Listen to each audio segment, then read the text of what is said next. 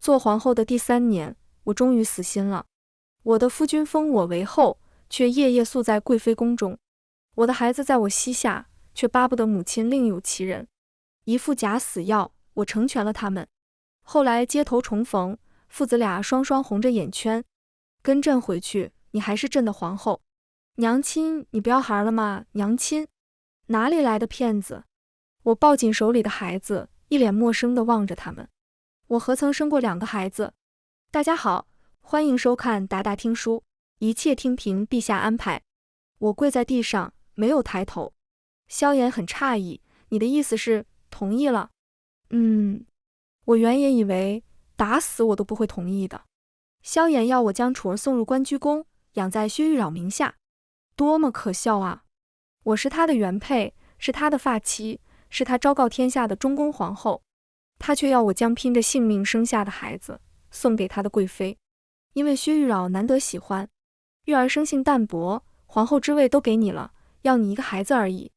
他为了楚儿连绝嗣汤都喝了，你还要如何？朕知道你舍不得，但我们以后还会有的。以后我们还能生许许多多个孩儿。他怕是忘了，生萧楚时，他正带兵攻打江东，楚地遇袭，我躲在山洞，3个日夜才终得一子。那之后颠沛流离，御医早就断言，将来子嗣艰难。你确定？萧衍有些不信。我一介孤女，父兄早早战死在他的江山之争中，能受封后位，靠的是10年糟糠之情，靠的是膝下唯一的太子殿下。臣妾已让碧荷收拾好楚儿的东西，想来现下已经送至关雎宫。萧衍突然沉默下来，眸光复杂地望着我。半晌，你莫要学京中门阀宗父，耍些心机手段，否则……沉着脸，甩袖离去。真抬举我了。用工人们唠嗑时的闲话来说，我一个乡野粗妇，若不是祖坟埋得好，摊上了萧衍这么个夫君，这辈子连京都的门槛都摸不到，怎配与京中贵女们相比？我从冰凉的地上站起身，拍了拍裙裾上的灰尘，坐到妆镜前，抽开妆帘，拿出一个小瓷瓶，倒出其中药丸，眼都不眨的仰面吞下。我只是打算成全他们而已。我叫焦阿瞒，蛮力的蛮。出生时，爹娘盼着我力大无穷，好养好长，这名字的确取得好。隔壁那文绉绉的眼哥，3天1小病，5天1大病，明明比我长1岁，却总也不及我高。他老喜欢找我玩耍，逗我：焦阿瞒，你有力气，我有脑子，你同我一起玩，天王老子来了都不怕。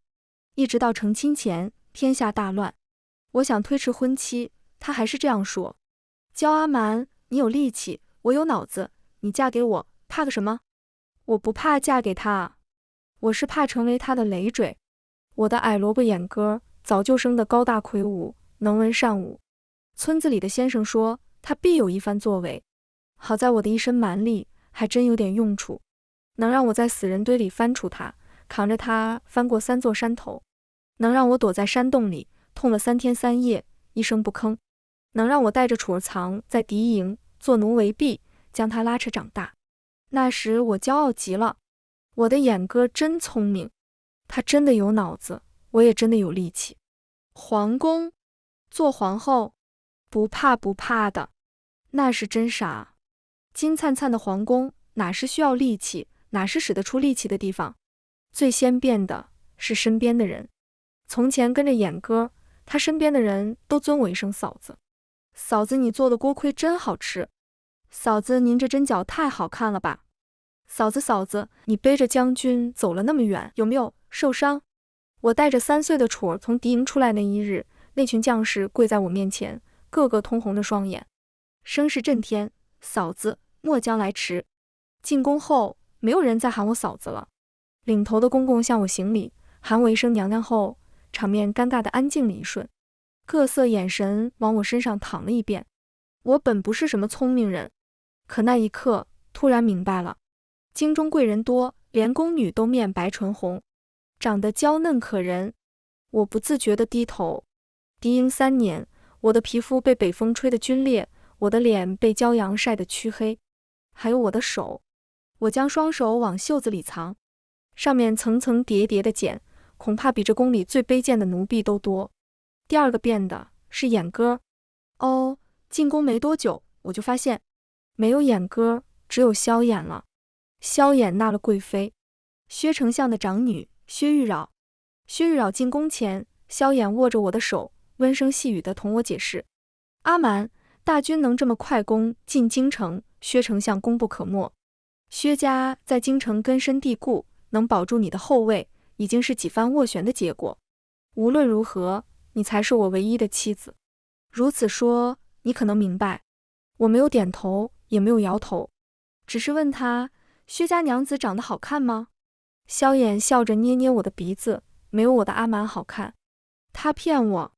薛玉娆长得玉骨冰肌，连走路的姿势都是我学不来的。她还比我小几岁，每每不如她的意，便兔子似的红着眸，嗔怨地望着萧衍。刚开始她还觉头疼，说如此娇小姐，她伺候不来。后来她宿在关居宫的日子越来越多，再后来连每月的初一、15，她都会由着她将她叫走。有一夜，我撞见他们，月如圆盘，薛玉娆在月下抚琴，萧衍斜倚在一旁喝酒。他望着她，唇角含笑，眼底落满潋滟的月光。那个夜晚，我学会生平第一句诗：等闲变却故人心，却道故人心易变。其实只是如此，我不会想要离开。那瓷瓶里的假死药，交与我之人叮嘱过，不到万不得已，不可使用。毕竟是药，多少会有些毒性，比如有可能会令我忘掉一些人、一些事。我以为我永远不会用它的。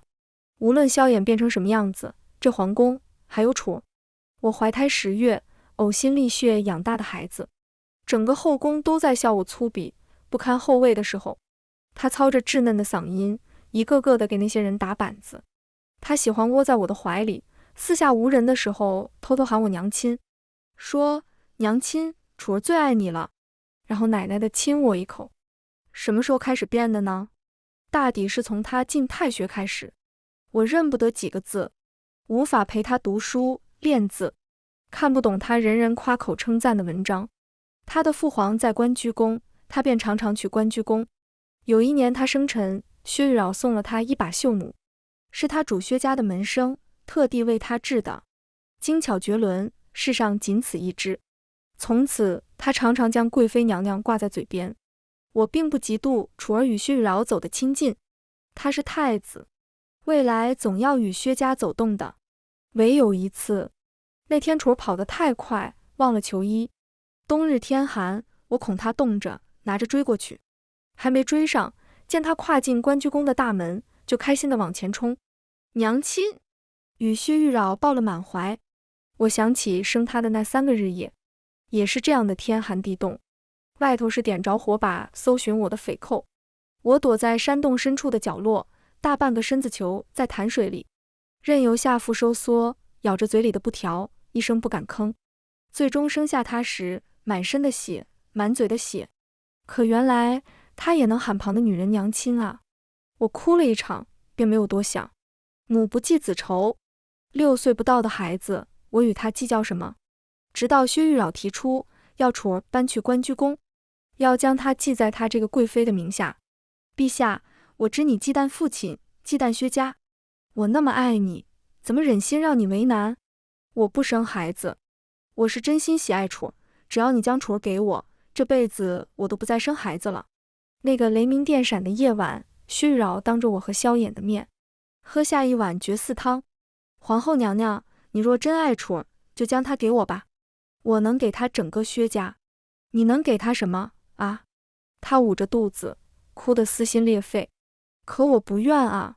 没有人知道我是怎样艰难地生下楚儿，一如没有人知道，在敌营的那3年，为了让自己活下去，让楚儿活下去，我忍受了怎样的屈辱。一个孩子而已，给了贵妃未来，你也是太后。焦阿瞒，你到底要闹成哪样？萧衍心疼地扶住薛玉娆，疾言厉色。我望着薛玉娆身下淌出的血，是我错了吗？我想留住自己的孩子，有错吗？楚儿就在此时冲进来，他狠狠地推了我一把，你根本不爱我，你不是我娘亲，你什么都没有，还要霸占我，你怎么没早点死掉啊？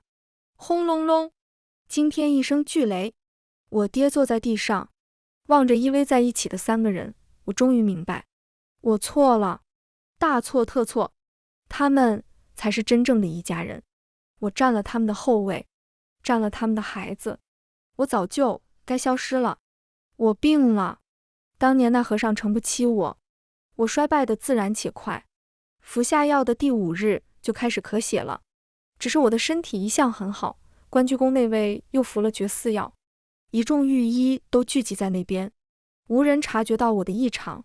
第7日时，萧楚回来过一次，见我躺在榻上，他没有过来，只支支吾吾道：“母后，你不要怪我，你以后还会有其他孩子，可贵妃娘亲只有我一个了。”说完，拿着他的绣弩跑了。我一笑，就咳起来，不想被婢女发现，干脆将那咳出来的血又咽了下去。夜晚，萧衍也来了，他似乎想嘉赏我，居然脱下衣裳要与我同房。我用力推开他，带着连连咳嗽，咳出来的血腥味，没掌灯，他看不清。我稳住气息，臣妾月事来了。萧衍一滞，却也不走，反倒来抱我。贵妃娘娘正虚弱，想来不愿在陛下身上闻到我的味道吧。萧衍终于离我远一点，却是坐起来，又握住我的手。阿瞒，乖一些，有些事情忍一忍也就过去了。无论如何，楚儿是你生的，永远是你儿子。我不作声。他又说，这月15带你出宫去玩，我想回焦家村。我说，好，待朕有空。我想回焦家村。萧衍大概是皱眉了，待明日楚儿正式过给玉娆。好，我抽出手。萧衍还想来握，外头宫人来禀，陛下，贵妃娘娘梦魇。去吧。我拢好自己的被子。萧衍看了我一会儿，没动。陛下，贵妃娘娘那边，外头催。够了。萧衍一声呵斥，起身穿衣。我侧过身，直到听见脚步声才睁开眼。萧衍早不是当年身量，连身形都不太一样了。如今的他挺拔又修长，像极了生来就养尊处优的贵公子。可我望着他的背影，越来越远，越来越小，也不知为何突然变成当年那个矮冬瓜。焦阿瞒，你有力气，我有脑子，你同我一起玩，天王老子来了都不怕。焦阿瞒，你有力气，我有脑子，你嫁给我，怕个什么？焦阿瞒，你有力气，我不。眼哥哇，再也没有力气了。我哇的一声，吐出大口大口的血。太子殿下要过到贵妃名下了，可明明皇后娘娘还活着，陛下对贵妃娘娘的恩宠，果真前无古人后无来者啊！而且原本过名就过名，内务府动动笔的事儿，可那日贵妃娘娘娇滴滴的在陛下怀里撒娇，总得让楚儿当着众人的面给我敬杯茶吧，不然不明不白的跟臣妾抢了他的孩子似的。陛下想都没想，点头就应了。于是这日一大早，关雎宫就十分热闹。陛下、太子殿下、贵妃娘娘、月前刚纳入宫中的几位嫔妃，连薛丞相都在。萧楚早就等不及了，贵妃娘娘早与他说过了，做了他的孩子，他就有了外祖父、外祖母，还有好几位舅舅，能常常带他出宫玩去。可时辰快过了，皇后还未出现，姑就说她不可信，他定是后悔了。萧楚不悦地踢了一脚眼前的茶桌，仔细把脚踢疼了。薛玉娆将他抱到膝上，望向上座。陛下。萧衍沉着脸去请皇后。马上有宫人离开，臣妾就知道他是糊弄臣妾的。薛玉娆红了眼，他怎么可能舍得楚？为何一定要他在？萧楚不满道：父皇在，母妃在就行了，又不是给他敬茶。殿下。倒是薛丞相开口，皇后娘娘乃殿下生母，殿下应当敬重。萧楚低下头，嘀咕：不就是昨日没哄他，改日再哄哄他便是。又一盏茶功夫过去，依然未见皇后到来。萧衍盯地放下茶盏，正欲发作，刚刚离开那工人步履匆匆地回来了，进殿就惊慌地跪下：“陛下，皇后娘娘，娘娘薨逝了。”其实我也不确定那药是否真能让我假死逃生。14岁那年，我就过一个小和尚，原不是什么求回报的举动，那小和尚拉住我：“姑娘命格贵不可言，请务必收下贫僧此物。”他给了我一本书，让我将来交给我的丈夫。彼时我尚未与萧衍一亲，只觉十分莫名。他却将我看来看去，又递给我一个小瓷瓶，细细说过用法后，一声叹息：“如天之福而不自珍，可嗟可叹。”摇头离去。很多年，我都当它是件易事，直到萧衍告诉我，那本书是一本兵书，而他靠着那本兵书打赢了一场又一场艰难的战役。那么，小和尚给我的那瓶假死药，或许也真的那么神奇吧？我照着他当年所说的方法服了药，又照着他说的寺庙给宫外递了信。那晚萧衍离开后，我沾着吐出的鲜血写下一封血书。我说：“衍哥，我想回焦家村，将我葬在桃花林吧。”我不确定他是否会依我所言，但我恢复意识的时候，闻到了淡淡的桃花香。陛下，我竟还听到人声：“陛下，娘娘已经去了，您就让娘娘安心的去吧。”原来我在棺材里，虽有了意识，身体却不能动，呼吸也几乎觉知不到。阿瞒，有人在拍打棺材，听声音是萧衍。阿瞒，他竟像是在哭。阿瞒，如此重疾，你为何不与朕说？阿瞒，你斗阵的是不是？你起来，朕命你起来。拍打声突然变大，萧衍大喝：“来人，开棺，给朕开棺！”我心头一紧，那和尚说过我会假死10日，10日，想来此时我正是在焦家村，但毕竟是假死，若开棺，我的尸身既无腐烂，又无尸斑，恐怕就露馅了。父皇，又传来孩子的哭声，你不是说娘亲只是睡着了吗？为何要将她埋到土里？他们说轰就是死了，再也没有了，是这样吗？父皇，是萧楚。随之而来一片嘈杂声，劝谏开棺乃大忌，欺扰娘娘在天之灵的。扑通跪地说不是他同小殿下乱嚼舌根的，嚷着贵妃娘娘在官驿身体不适的。突然有人一声惊呼：“太子殿下！”殿下抽搐之症又犯了。萧楚又是高热，未能及时医治，留下了发热容易抽搐的毛病，外头霎时乱成一片。落棺，最终是薛丞相一声高喝：“陛下，请带殿下回官驿诊治！陛下，请带殿下回官驿诊治啊！”众人哀求，耳边终于渐渐安静下来，我的意识也随之涣散。再次有知觉，是舌尖要命的苦，苦得我猛抽一口气。睁眼，是一身僧袍的小和尚。时光轮转，他竟还是当年模样，手持佛珠，俯首作揖：“阿弥陀佛。”总算报了施主一命之恩。我去了邻国，与萧衍并肩多年，他那些心腹如今都是各地要员，有不少人认识我。我在焦家村外逗留3个月，才找准机会买到一个假身份和一份路引。又3个月，我辗转到了商印边境，混入印朝难民中。为免口音露馅，我一直扮作哑女，只是印朝户籍制度森严，不允女子自立门户，所以入印半年后，我成亲了。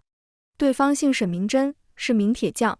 我与他在难民营中识得，他原在两国交界处开了间铁铺，两国交战后，商朝官员收了他的铺子，将他赶入难民营。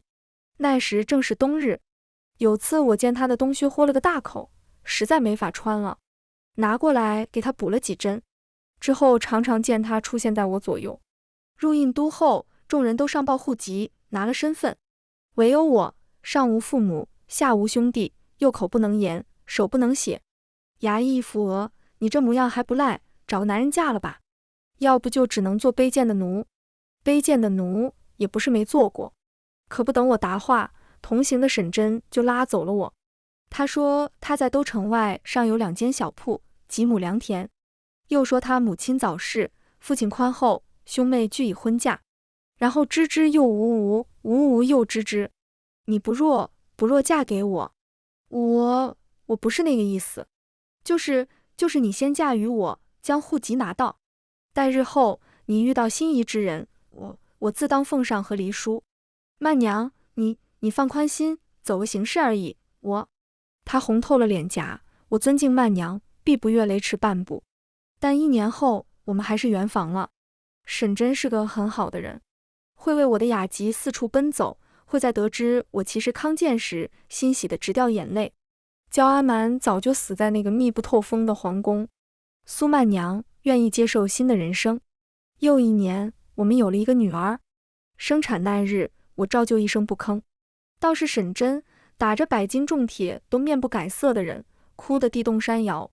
娘子，我们再也不生了，都是我的错，生个什么吃人性命的孩子。我告诉他我不易有孕，他还是坚持用了半年药，彻底断了再度有孕的可能。转眼3年过去，我们的女儿长得粉雕玉琢，娇俏可爱。沈真想要将来送她进学堂，卖了良田，将2间铁铺变成都城的1间，举家搬入印都。印都高门多，我们的日子比上不足，比下却也有余。且印都热闹，瑶瑶十分喜欢。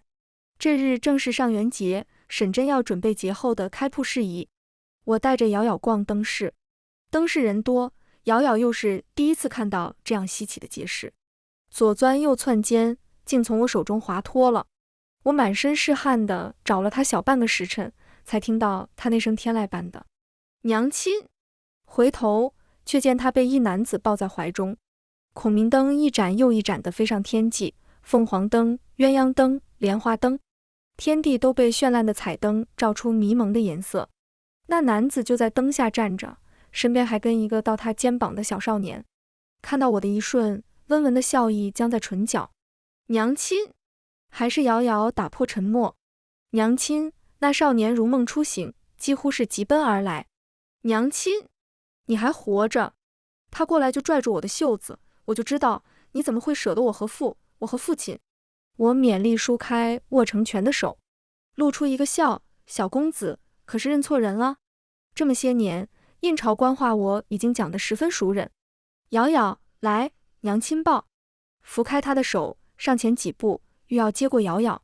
瑶瑶自然是欢心地往我怀里扑，只是抱着他的人似乎从怔中回过神来，我才接过瑶瑶，手臂便被扣住。阿瞒，街市太过热闹，他这声叫唤几乎低不可闻，但他扣着我的手微微发抖，一双眸子都是通红的。阿瞒，他一声又一声，阿瞒，阿瞒。公子，你也认错人了。我坦然抬头，抱着瑶瑶退后2步，那小公子却又冲上前拉住我的手。娘亲，我是楚儿啊，你不要孩了吗？娘亲。阿瞒，手臂再次被扣住。你是如何到了印度？你为何不去找我？你不要我，连千辛万苦生下来的楚儿都不要了吗？哪里来的骗子？我一手甩开2人，我何曾生过2个孩子？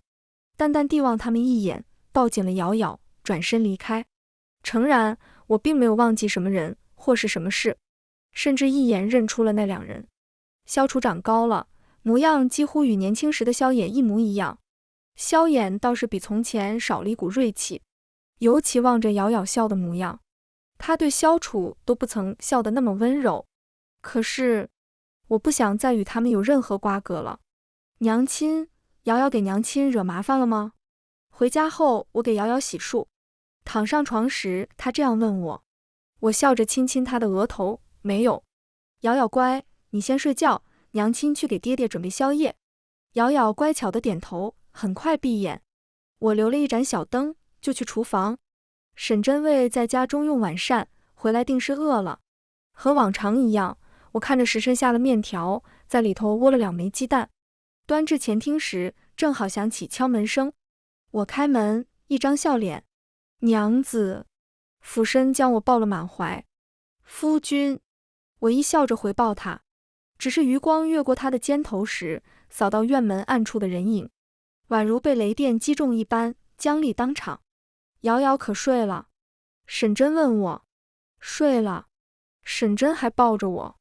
瑶瑶撕碎了，她依旧很黏我。那暗处的人影似乎抬步想要过来，被一股力道拉住。沈真又亲了亲我的脸颊，拉着那人的侧影，直接跪下了。自萧衍登基，改国号为商后，商印两朝交恶多年，征战不断。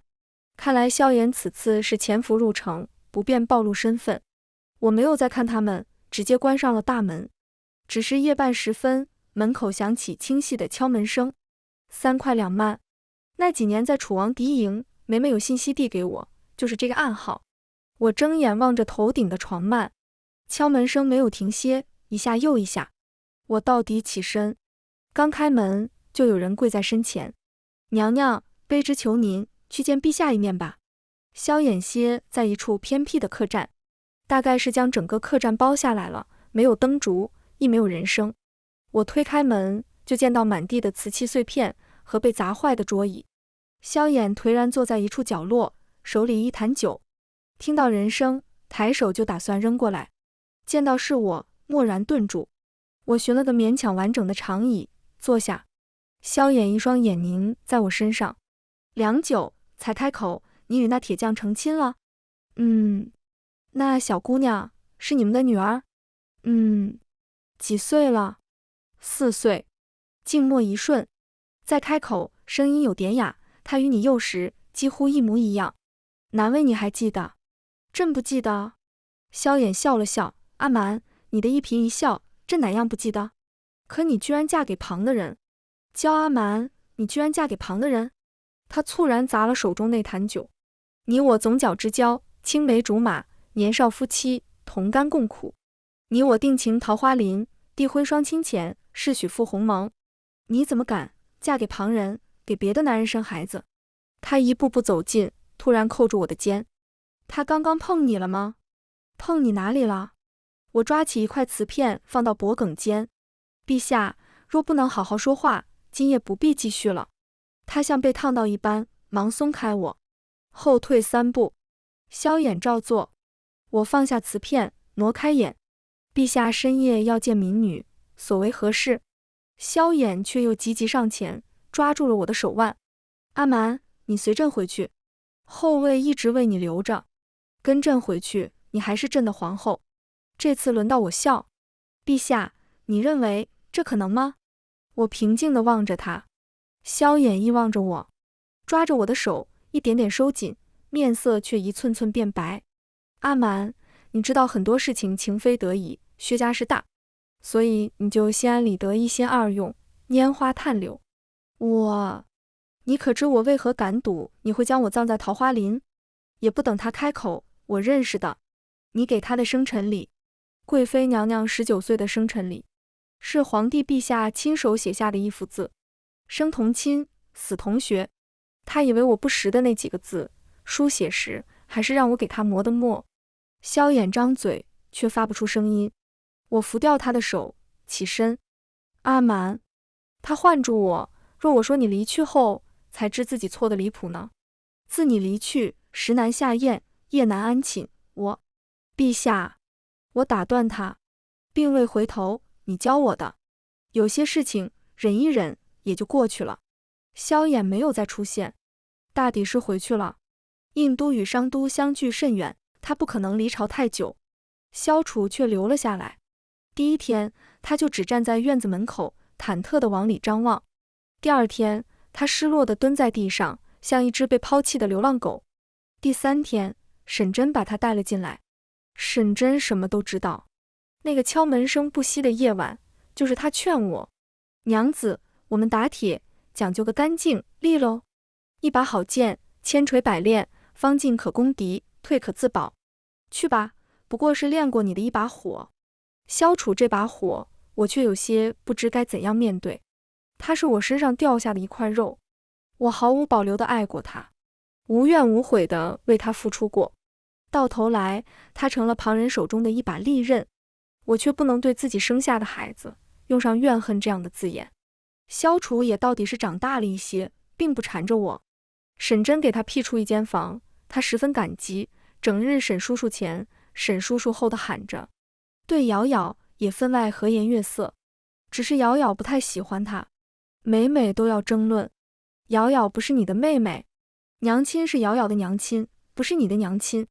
每到这时，萧楚便像被人抽干了力气，红着眼圈小声的：“是我的娘亲。”萧楚在这里住了3个月，4是怕惹我不喜，没有喊过我娘亲，却坚持喊瑶瑶妹妹。他也不提什么特殊要求，偶尔我给瑶瑶做点零嘴，他便央着他分他一点。3个月后，来了2个大内侍卫，我知道他要走了。当天晚上，他刻意淋了一场雨，他发热一惊觉，我不得不过去看他。他拉住我的衣袖：“娘亲，你真的不要楚儿了吗？”“娘亲，楚儿知错了。”萧楚没有发热，稍有点咳嗽，一咳，眼泪便一串串的往下掉。“娘亲，孩儿当时不懂。”那句话，薛贵妃教孩儿说的。她说只要说了那句话，娘亲就会放手。她做出善人模样，给我许了那样多的好处，孩儿没有经受住诱惑。孩儿总想着娘亲那般疼我，总归舍不得与我生气的。长大方知那句话是如何的杀人诛心。6年过去，萧楚12岁了，声音不再是当年的透亮，一哭便带着摧枯拉朽般的破碎感。娘亲，薛贵妃故意的，她将我骗过去，又哄我玩乐享受，惹得父皇不悦。她说服了绝嗣汤，可分明你走的第2年，她就有孕了。她说她像爱自己的孩子一样爱我，可我那次发热，她瞒着御医。萧楚拉开袖子，手臂上一道深深的牙印疤痕。若不是我咬着自己，娘亲，她是想要孩儿死啊！她哭得更大声，几乎要说不出完整的话来。娘亲，孩儿还记得，当年在敌营，每次都是娘亲将手指给我咬，咬得破了，还要涮马圈、洗衣裳，那双手就那样破了烂了破。萧楚说着，就来拉我的手，我躲过，习惯性将它们藏到背后。我早记不清了，那双手上的伤痕何止那么一点。娘亲，楚儿知道错了，再也不会说那样伤娘亲的话，做那样伤娘亲的事了。娘亲，萧楚拉着我的衣角，满面泪水地望着我。你原谅楚儿好不好？我站在他边，他坐在榻上。曾经有无数个夜晚，我抱着他，他哭，我也哭。可如今，他哭得撕心裂肺，我也只是平静地看着他。娘亲，萧楚又唤我。我叹口气，拿出袖中方帕，递给他。他忙自己擦掉眼泪，见我拿被子，便躺下。我吹灭灯烛，睡吧，殿下。我不怨他，不恨他，却再也做不到像从前那样爱他了。萧楚也走了，日子终于归于正轨。沈真每日往返在铁铺，我照旧日常做些绣活补贴家用。瑶瑶看够了印都的新鲜，不再总想着要去街上玩耍，倒是有些受萧楚影响，对写画画感兴趣起来。沈真一见，忙不迭给他请了先生，就在家中给他授课。年终时，铁铺的生意突然好起来。沈真其实读过几年书，只是随了父亲痴迷铸剑。印都贵人多，识货者也多，一传十，十传百，他铸的剑一时竟炙手可热。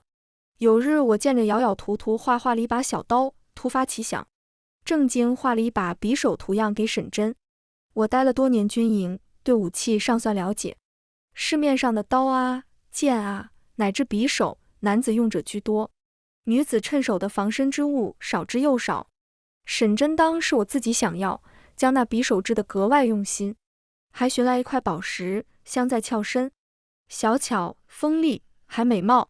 那匕首挂在店面的第1日就接了10来份订单，随后卖遍整个印朝。短短2年，我们竟跻身印朝说得出名号的商人。2年时光的确足够发生许多事情，譬如隔壁的商朝，据闻数大根深的薛氏家族被一夕根除，9族被诛那日，备受宠爱的贵妃娘娘自缢关雎宫，西夏2皇子发配幽州，此生不得回京。譬如交恶多年的商印2朝，居然坐下来和谈了。前有印朝使臣前去商都上京，后有商朝使臣携土产来访印都，传闻2国国君都已私下务对。我的确在印都见到过萧衍2次，一次是薛家被除前，有日起夜，听见外面犬吠，循声望过去，就见到熟悉的人影，只站在院门外，我便也没搭理。一次是薛家被除后，有日接瑶瑶下女学，她手里一只再眼熟不过的草编蟋蟀，是一个黑衣裳的大公子给我的。我回头只看到一片衣角，我并没放在心上。如今桥归桥，路归路，他的这些行为毫无意义。我以为我和他此生也就如此了。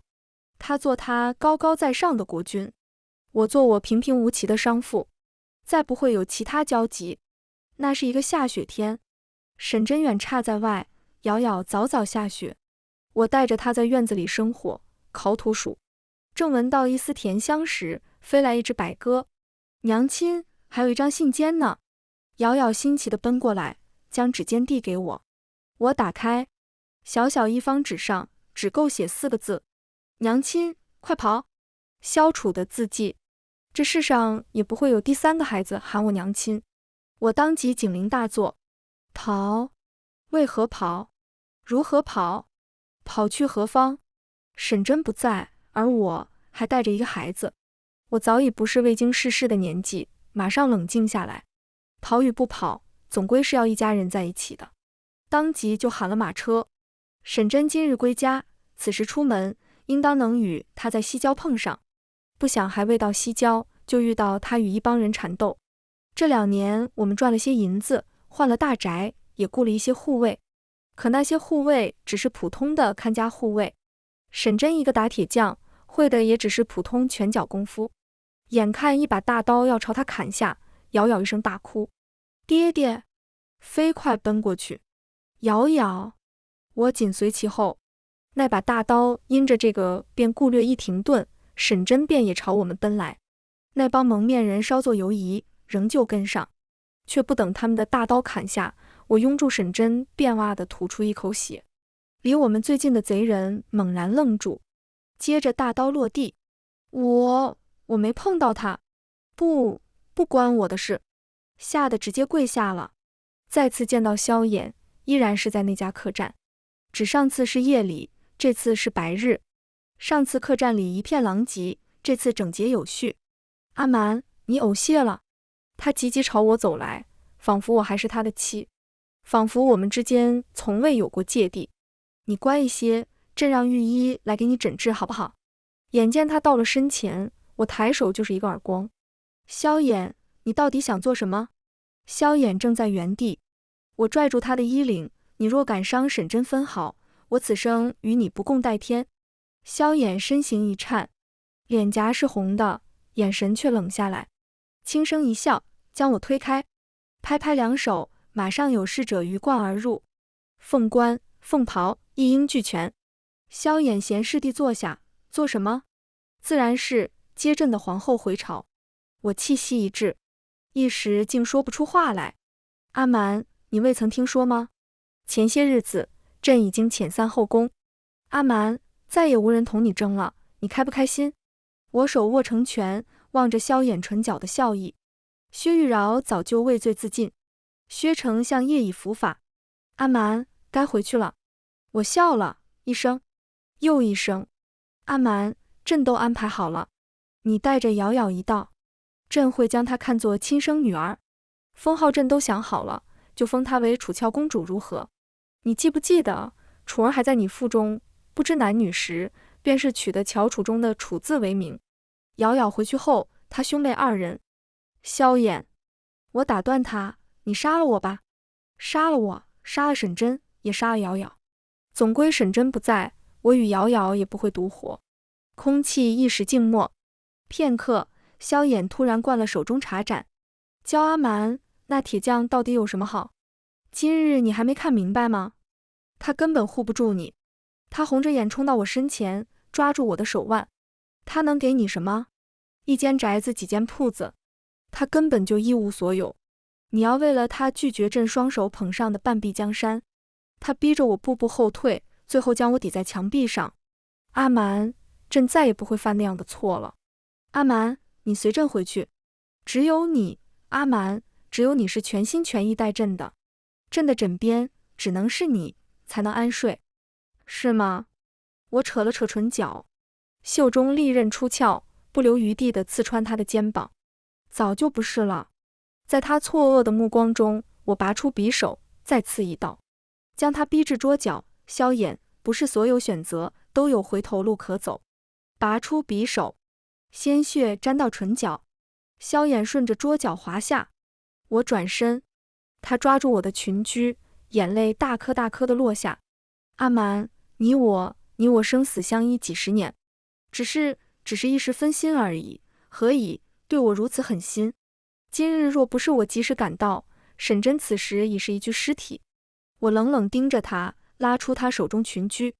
陛下有什么，尽管冲我来。焦阿瞒能陪你打天下，能陪沈真打生铁，亦不惧内阎王殿熊熊烈焰。握紧手中匕首，抬步便走。临到门口，骄阳艳艳。我回头望着这个我心系半生的男人，眼歌水雾迷蒙了那张曾经刻在心间的脸。我嫁与你时，你亦一无所有。我和沈真没有搬离印都，有心人若想找，搬到天涯海角都逃不掉。我也没再见过萧衍。从客栈出来的第2日，有一队人马匆匆离开印都，走之前送来了各种奇珍补药。我的身体其实没事，当年那一颗假死药没有让我忘掉一些人事，而是令我情绪剧烈波动时会呕出鲜血。那日眼见沈真生死一线，我心惊胆战，才吐出那么一口血，不想反倒解了当时困局。暮春时，我们新开了一家绣坊，经营铁铺这许久，我尝到了做生意的意趣。只是那刀刀剑剑的，到底不是我感兴趣的。每日沈真去铁铺，我去绣坊，瑶瑶去女学。晚上一家人围坐在一起，用一顿热闹的晚膳，日子过得平静又充实。很久之后，我才听到来自商朝的消息，说那位骁勇善战的开国皇帝不知为何留了心疾，却还执意顶着心疾伐占边境。一次大战终身受重伤，从此缠绵病榻。幸而太子年少有为，代掌朝政，朝堂中的党伐之争又皆已肃清，勉强稳住了根本。听到这些消息时，是在茶馆。娘亲，这花生酥好好吃，我们带些给爹爹吧。瑶瑶笑嘻嘻地喊了小二，包了一整份花生酥。出门却正见沈真下马车。天冷路滑，我来接娘子回家。她笑着抱起瑶瑶，朝我伸手。我亦朝着她笑，上前半步，握住她的手。全文完，达达听书感谢您的观看，我们下个故事再见。